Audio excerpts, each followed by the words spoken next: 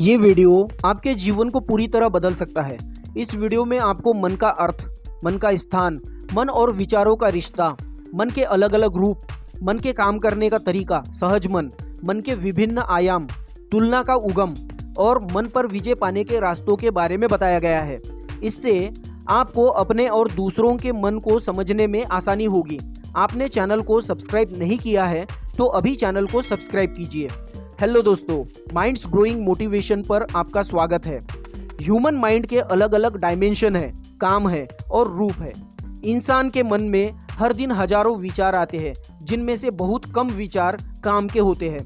बाकी बचे बिना काम के विचार मन को अपने जाल में उलझाकर विपरीत दिशा में ले जा सकते हैं या भटका भी सकते हैं। जैसे एक विद्वान कवि थे। एक रात वो महल के बारे में पढ़ रहे थे। महल बहुत आलीशान, भव्य और सुंदर था, जिसमें झरने बहते थे। इस बुक को पढ़ते पढ़ते उनकी आंख लग गई। उनका चेतन मन तो सो गया, लेकिन अवचेतन मन नहीं सोया। उन्हें एक सपना आया, जिसमें उन्होंने वही महल देखा जिसके बारे में वो पढ़ रहे थे। सपने में ही अद्भुत कविता दिखी। उन्हें जगाने पर भी पूरी तरह कविता याद थी। जैसे ही उनकी आंख खुली, वो उस कविता को लिखने लगे, लेकिन कुछ लाइनें लिखने के बाद एक दुर्भाग्यपूर्ण घटना हो गई। एक व्यक्ति उनसे मिलने आ गया और 1 घंटे तक उन्हें किसी दूसरे मामले में उलझाए रखा। परिणाम ये हुआ कि सपने में देखी हुई पूरी कविता उनके दिमाग से निकल गई। उन्होंने बहुत सोचा, लेकिन वो कविता उन्हें दोबारा याद नहीं आई। जो कुछ लाइनें लिखी थी वो इतनी अलौकिक थी कि उस कवि को जबरन उसमें कुछ जोड़ना ठीक नहीं लगा और इस तरह वो कविता अधूरी ही रह गई। विद्वान कवि का मन शांत होने के बावजूद सिर्फ एक व्यवधान की वजह से वो अपनी अलौकिक कविता पूरी नहीं कर पाया। जैसे कवि से मिलने आए व्यक्ति ने उन्हें भटकाया, उसी तरह इंसान को भी उसका मन भटका सकता है। मानव मन, जो अपने अंदर कितनी ही शक्तियां और राज छिपाए हुए है, वो ही मन दिशा से भटक कर लाचार जीवन जी सकता है। मन इंसान को मिला तोहफे में एक शक्तिशाली औजार है, जो नकारात्मक रुकावट के कारण जीवन की सबसे बड़ी खुशी से वंचित कर रहा है। इसीलिए आवश्यक है मन का विज्ञान जानकर उसे सकारात्मक दिशा दी जाए। तो आइए इस विज्ञान को एक एक पायदान के साथ समझते हैं। मन का अर्थ।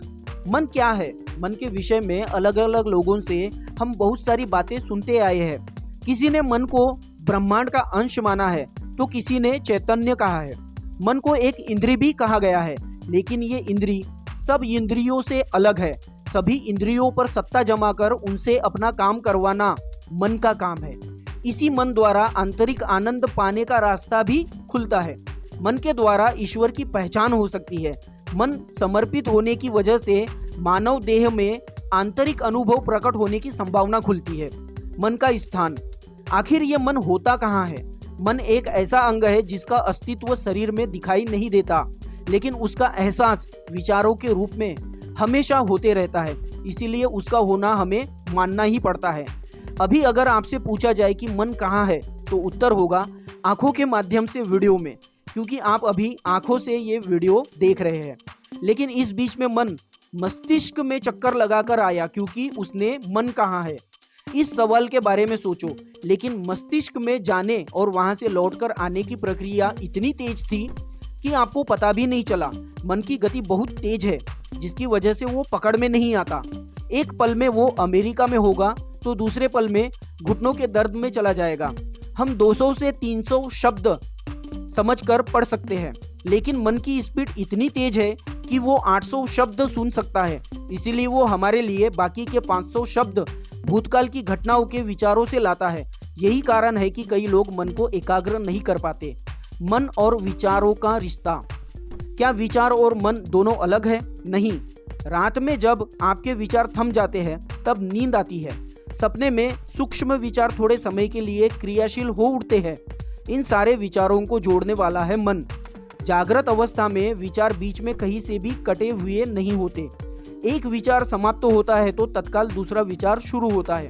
लेकिन गहरी नींद में विचारों की श्रृंखला कट जाती है और इंसान निर्विचार अवस्था में होता है। जागृत अवस्था में भी इंसान कई बार निर्विचार होता है, केवल उसे इस बात का एहसास नहीं होता, क्योंकि विचारों की गति इतनी तीव्र होती है कि एक के बाद एक विचार आते रहते हैं। जैसे एक इंसान ऑफिस जाने के लिए घर से स्टेशन की ओर चल पड़ता है तो उसके मन में इस बात को लेकर विचार चलते हैं कि गाड़ी समय पर आएगी या नहीं। स्टेशन पर पहुंचने के बाद कहीं गाड़ी छूट ना जाए। फिर गाड़ी आते ही विचार आते हैं गाड़ी में बैठने के लिए जगह मिलेगी या नहीं। गाड़ी में जगह मिलने पर अगला विचार आता है मैं समय पर ऑफिस पहुंचूंगा या नहीं। इस तरह इंसान के मन में लगातार विचार चलते रहते हैं जिन्हें दिशा देने का विचार कुछ ही लोगों को आता है। मन के अलग अलग रूप। ऐसा कहा जाता है कि कई प्रकार के मन होते हैं। क्या वाकई ऐसा है?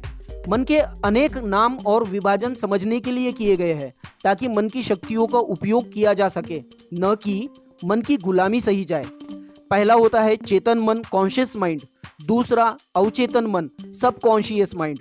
तीसरा अचेतन मन, अनकॉन्शियस माइंड। चौथा अति चेतन मन, सुपर कॉन्शियस माइंड। इसके अलावा तोलू मन और सहज मन भी है। इन सारे मनों को केवल दो भागों में विभाजित किया जाए तो होंगे बाहरी मन और अंतर्मन। मन के काम करने का तरीका। इतने सारे मन मिलकर काम कैसे करते होंगे? इनके कामों का विस्तार बहुत बड़ा है। अंतर्मन।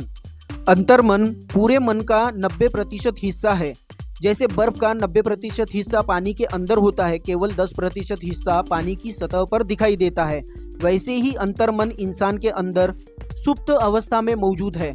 बाह्य मन और अंतर्मन में फर्क वही है जो हवा और तूफान में है। सहज मन।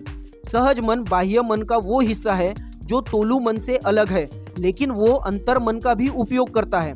सहज मन बाहरी मन और अंतर्मन के बीच में पुलिया का काम करता है। जब आप कार चलाते हैं तब कार को कहाँ मोड़ना चाहिए, कहाँ रुकना चाहिए, ये सहज मन के विचार है। जब आप अपने काम में पूरी तरह से डूब जाते हैं तब सहज मन काम कर रहा होता है। कल्लू मन। कल्लू मन वो मन है जो आने वाले कल और बीते हुए कल में बड़बड़ करता रहता है।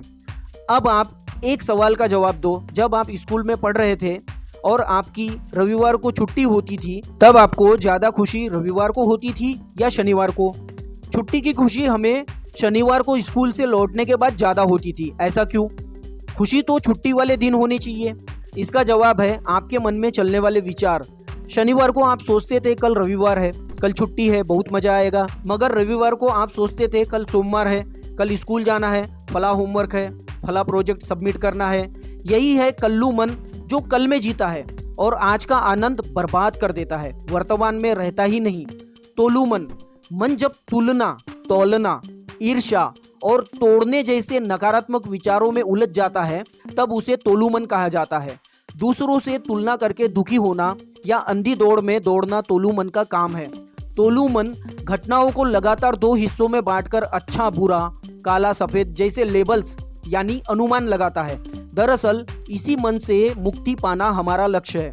तोलू मन इंसान के अज्ञान का प्रतीक है, जिसकी वजह से क्रेडिट लेने के साथ साथ वो तुलना करना, झूठ बोलना, कपट करना, तनाव में रहना और अहंकार का भी शिकार बन जाता है।